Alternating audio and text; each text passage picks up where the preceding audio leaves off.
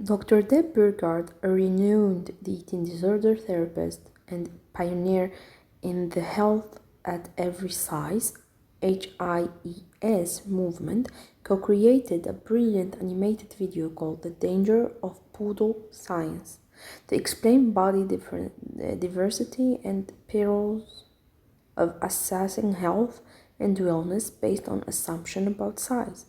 In it, Dr. Burgard detailed how absurd it would be if we assessed the health of dogs, of all dogs, by comparing them to the size of a health of a poodles. Better yet, what if the poodles decided that all other dogs should look, eat, and be the same size as poodles? The video pokes fun at our medical industry and its one size fits all orientation toward bodies, rather than acknowledging and basing research on the premise that diversity in weight and size are natural occurrences in humans. We treat larger bodies with poodle science and then pathologize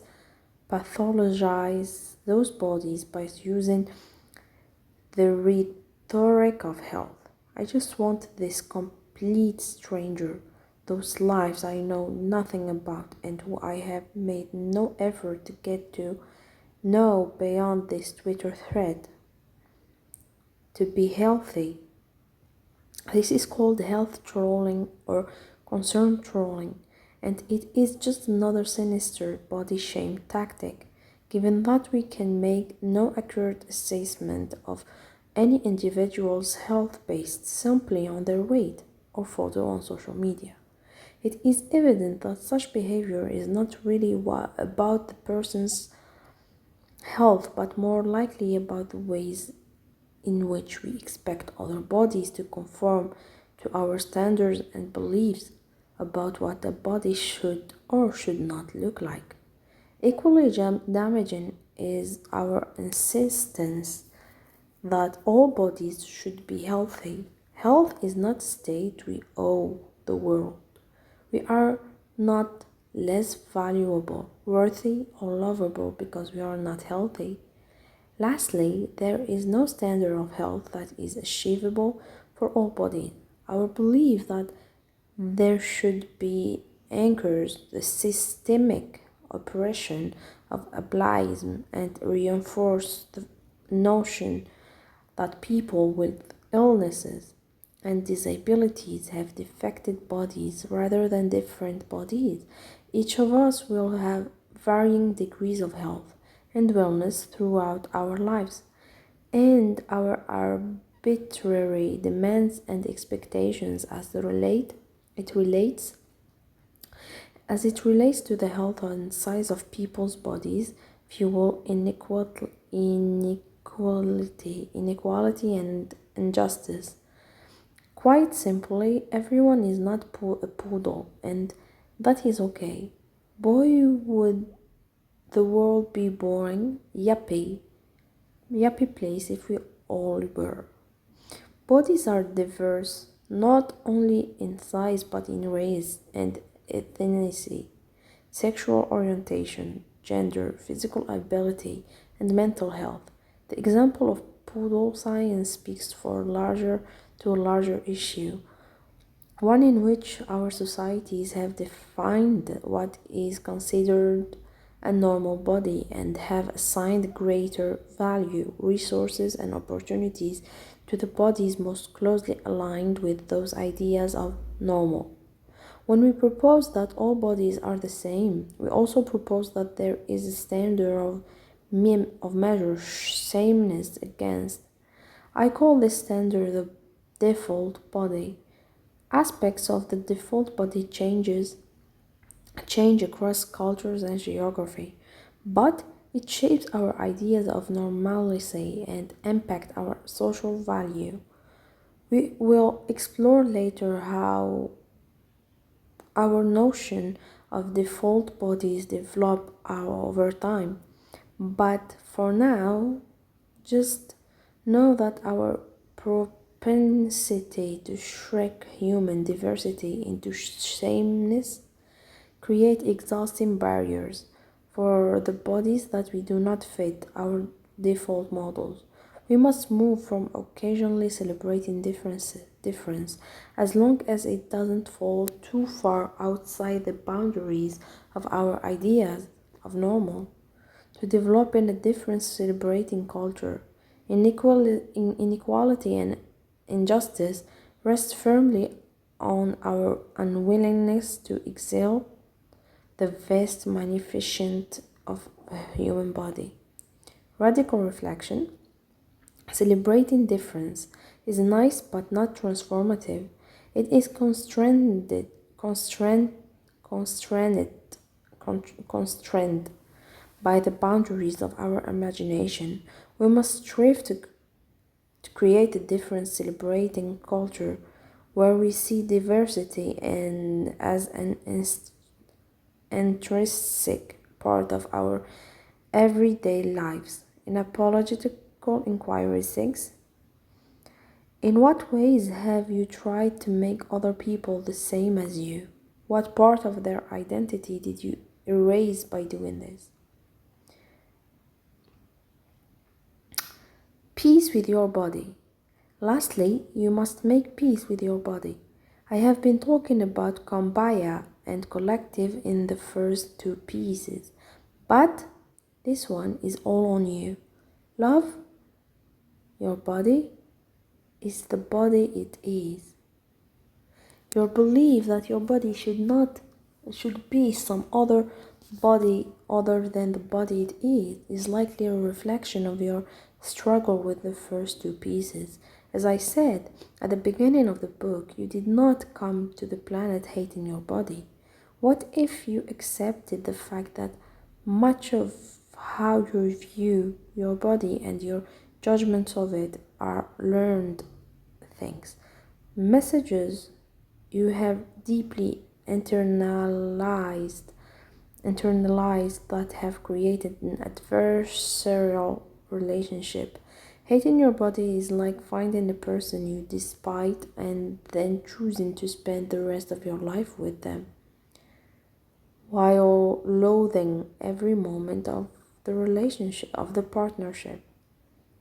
I know that lots of humans stay in loveless commitment. Not only am I proposing that you should not stay in a loveless partnership, I am also proposing that your partner has been set up. If your body were an episode of Law and Order Special Victims Unit, it would be getting framed for crimes it did not commit. Get out of that damn television show and into living in peace and harmony with the body you have today.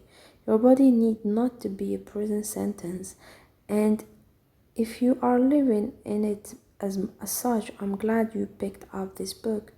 As they say in the tradition of 12 Steps program, you are in the right place. I am not simply proposing that you make peace with your body because your body shame is making you miserable.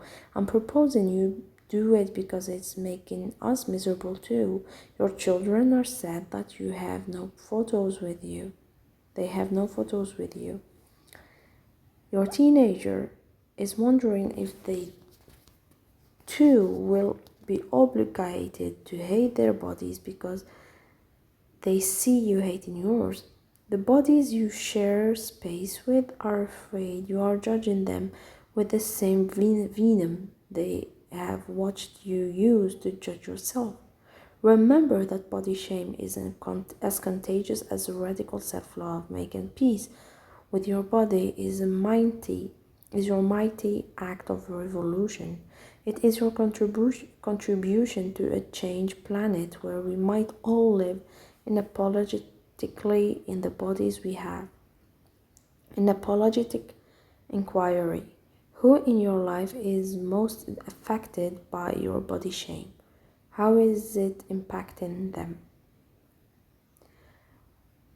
I know you may be saying, but I don't know how to make peace with my body. On these pages together, we are going to help you master the third piece. The key to getting out of a maze is remembering the way you got in. It's not an easy task, but this book is an attempt to start at the beginning and show how you got to the center of body shame. Together, we are going to walk back to the beginning and out of the maze.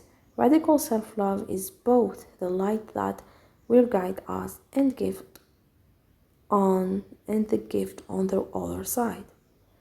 Radical reflection. Spend some time reflecting on chapter 1. Notice what fears or concerned triggers in you.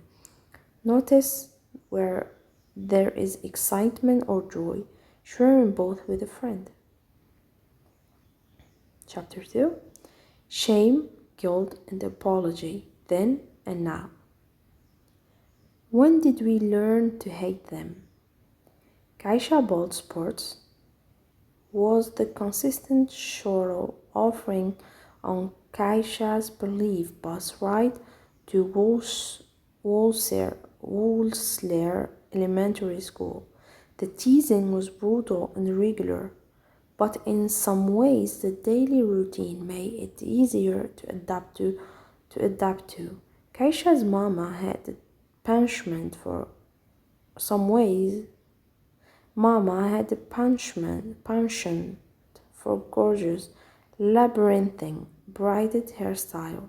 Her mother also had the grip of an X-Men character, and by the time Kaisha was a third grade, the tight braids had ripped her hair right out of her 9-year-old scalp, causing permanent bald spots on both sides of her head, a condition known as traction alopecia. Being different is difficult in a world that tells us there is a normal. Many of us have oriented our entire lives around an effort to be normal, never realizing that normal is not a stationary goal. It keeps moving while we dance a perpetual foxtrot, jitterbug and bazoo double around it, trying to catch up and confused when we finish each day exhausted and inspired by the party called life. It is considered normal for women and girls in the United States to have hair, a reality shaped and to varying degrees by the default of westernized beauty standards. In Western society, hair is often tied to notions of femininity, beauty, and gender. Having hair is what is expected of a normal woman or girl. Of course, there is an endless creed of rules governing our notions of normal hair. One cannot have too much hair or too little. Hair can only be a certain places on our bodies. Hair should have a certain texture, should be a certain color. For Americans, the rules for hair, like most of our body rules, come with a default aesthetic: long, straight, thin, and, if possible, blonde. Even before the children on the school bus began singing Keisha, Keisha, bald spots, it is likely that Keisha already knew she did not fit the default of normal hair. Commercials would have told her, music would have said it, pictures in her school books would have made it clear that Keisha's hair was not the default. Her short, dark, kinky hair and soon to be partially bald head would never be the default and extension never normal. In our society, normal is the pathway to worthy and beautiful. Body shame origin stories. If I asked you to recall your first memory of body shame, it is likely that your story, like Kaisha's, would have at least one of the following elements. Developed in your youth, was a response to a rapid or unexpected body change, occurred when you became aware of the difference, led you to assume there was some should about your body, what reflected or reinforced by familial, social, cultural, or political messaging was attached to a story or belief about your value and worth in the world. Having traveled the country and listened to thousands of body shame stories, I observed patterns that elucidated how our indoctrination into body shame shares some key characteristic. For many of us, our first shame memories occur before we even entered our teenage years. It is unsurprising that early on we internalize these negative messages. Being young and particularly impressionable, we take cues from the external world. But how we are and who we should be in childhood, then when we are highly impressionable and in the infancy of development, a sense of individuation and identity, it is no surprising that the earliest seeds of body shame might begin to take root.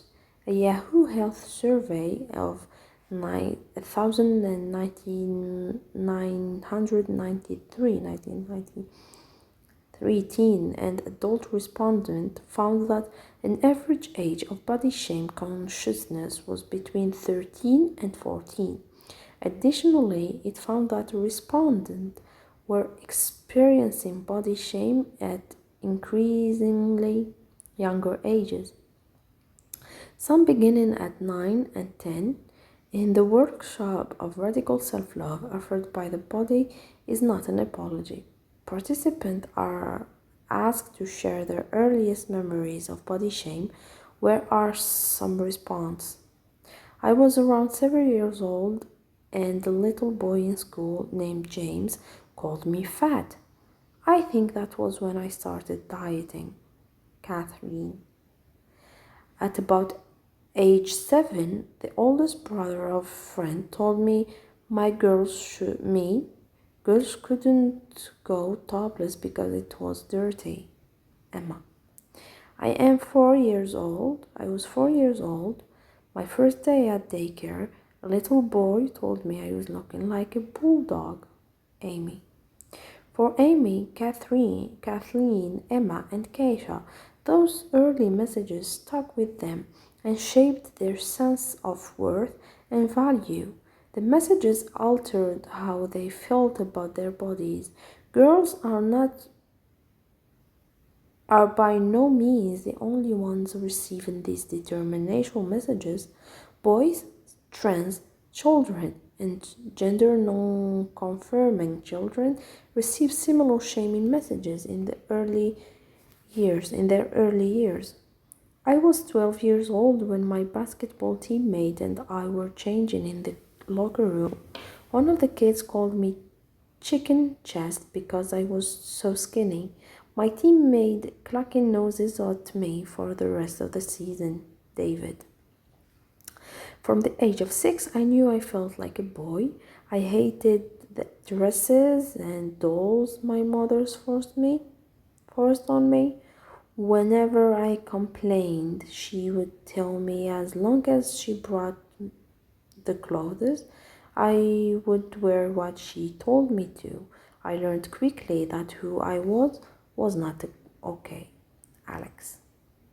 In apological inquiry. What is your earliest memory of body shame? How is it similar to or different from the other stories I shared here? Our seminal experiences of body shame are often a result of some rapid or noticeable changes in our physical selves. Nea was my childhood playmate and neighbor who lived in the same court of townhouses in East Liberty, a working class neighborhood in my hometown of Pittsburgh, Pennsylvania. Nia was a few years older than the rest of the kids on my block and the first to be visited by the puberty fairy. On a sweety July afternoon, while I and the severe of the neighborhood kids beat the midday pavement in a rousing game of red light, green light, the adults were loudly scrutinizing our clumsy, wrinkly child bodies, looking us over with equal parts marvel and pity. My two aunts and Nia's mother demanded, "Nia, come here. Are those bee stings, Nia?" My eldest aunt snickered. "Yep, looks like she's been stung." My younger aunt clackered, she's been stung, and I just don't know what I am gonna do with her now," chided her mother. My 10 years old self was seriously confused. Why wasn't Nia crying after being stung by a bee? I always cried when that happened. Was it a special bee that didn't hurt? And even more confusing were the adults. Why were the grown folks laughing at her and being weird instead of helping her? Within a moment it clicked. No one was discussing an insect-inflicted injury. They were poking fun at Nia. Gasps, boobies. 10 years old Sonia was mortified, of course. If I could figure out this not so inside joke, certainly the 8 other kids mighting about would be in on the comedy soon enough. And my God, would this be what happened to me when I got the dreaded bee stings? In a mere 5 minutes, I had to run through every embarrassing disaster scenario my puberty might elicit from the surrounding adults, all while poor Nia fled the scene, retreating to her home. I saw Nia just a few times the rest of the summer. I think she was hiding from the moment forward. Puberty became synonymous with public humiliation. I learned that our bodies and their changes were areas of public domain and things to broadcast, to tease about, and be ashamed of. Radical reflection.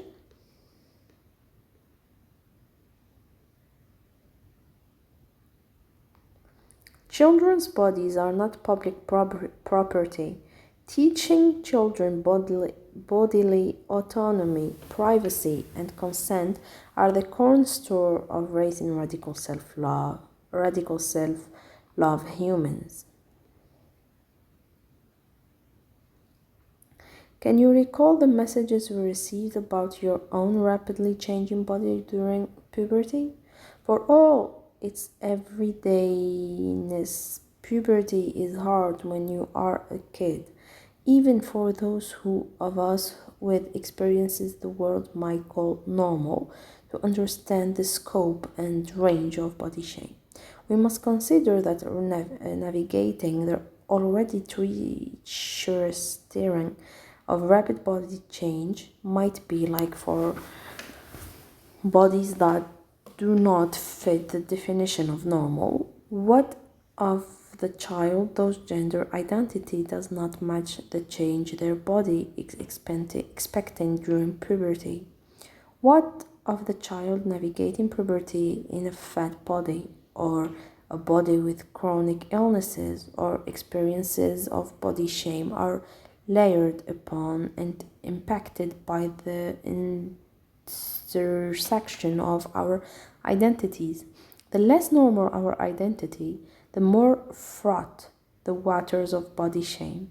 Research shows that nearly 50% of transgender youth have seriously thought about suicide, and 20% report that they haven't made a suicide attempt.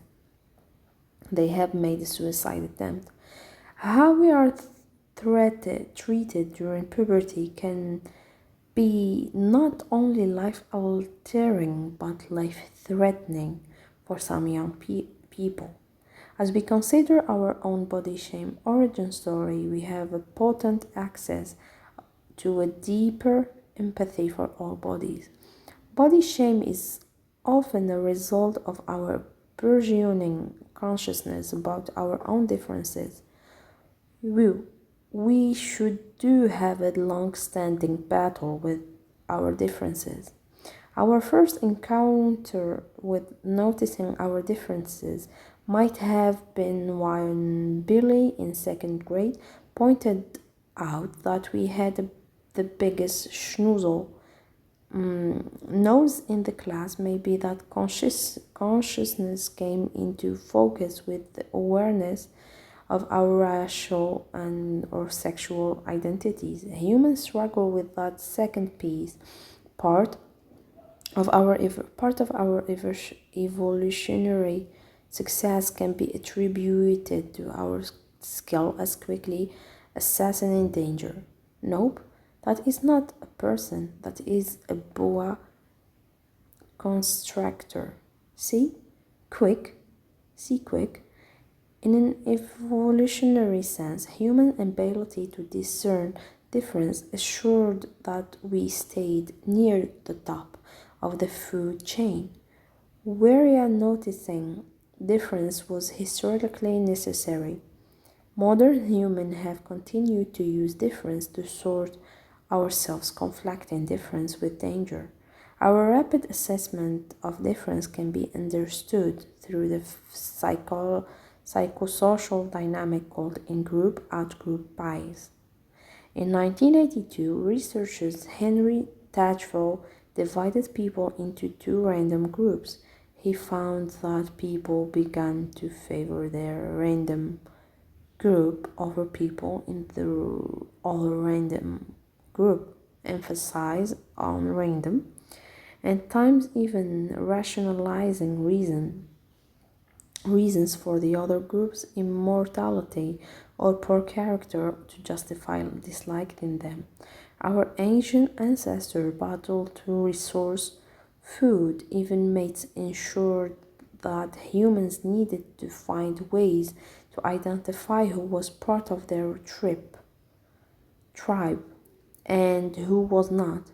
This in-group, out-group distinction also meant that those outside our group were seen as a threat to our resource. Ultimately, we are wired to recognize difference and maybe even distrust it. However, we were also wired to eat bugs and to poop in a hole in the ground.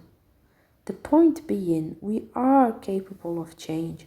Seeing difference as synonymous with danger is an aspect of our social evolution that can and should be shifted.